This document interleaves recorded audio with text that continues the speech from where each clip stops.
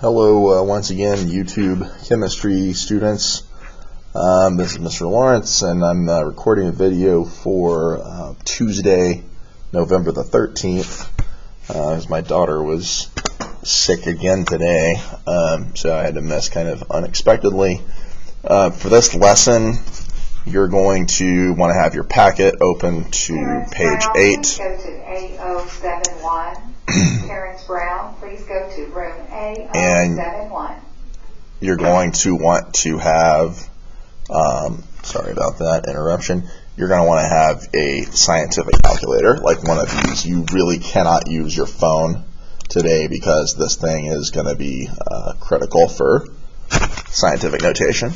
Alright, so we'll go ahead and get started. We'll go through some of the background information first. But today, basically, we are talking about how to go between particles and moles. Yesterday, on Monday, we converted between moles and grams, and in order to do that, we needed the atomic mass. We used dimensional analysis, where you always took your given and then you multiplied it by a fraction.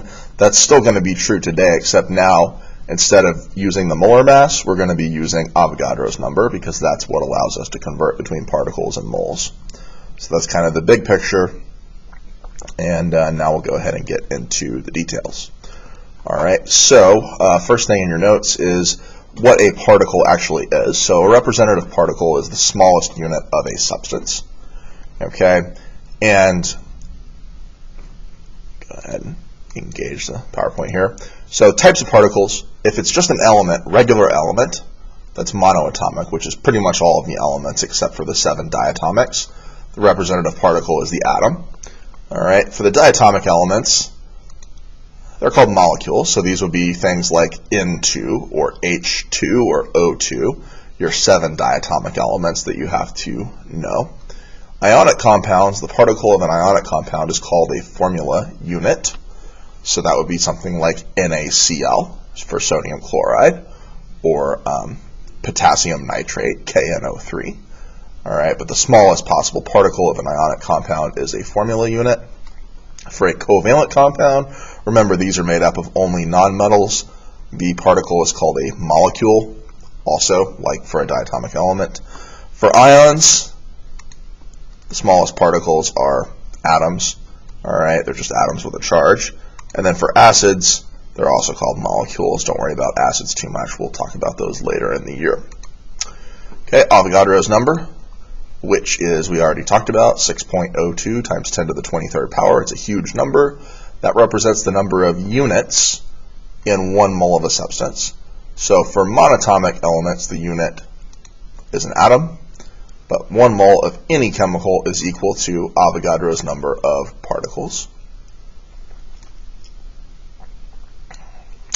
So some examples, these are really not calculations, they're just stating kind of facts. Alright, 1 mole of calcium chloride, since calcium chloride is an ionic compound, would contain 6.02 times 10 to the 23rd formula units, since this is an ionic compound. 1 mole of calcium ions would contain 6.02 times 10 to the 23rd atoms of calcium. 1 mole of HCl would contain 6.02 times 10 to the 23rd molecules, since HCl is a acid. 1 mole of the name of this would be diphosphorus pentoxide. That's a covalent compound, so 1 mole of it would contain Avogadro's number of molecules. 1 mole of calcium, since calcium is just a regular element, would contain 6.02 times 10 to the 23rd atoms. And finally, 1 mole of chlorine, chlorine's a diatomic element, would contain 6.02 times 10 to the 23rd molecules of chlorine.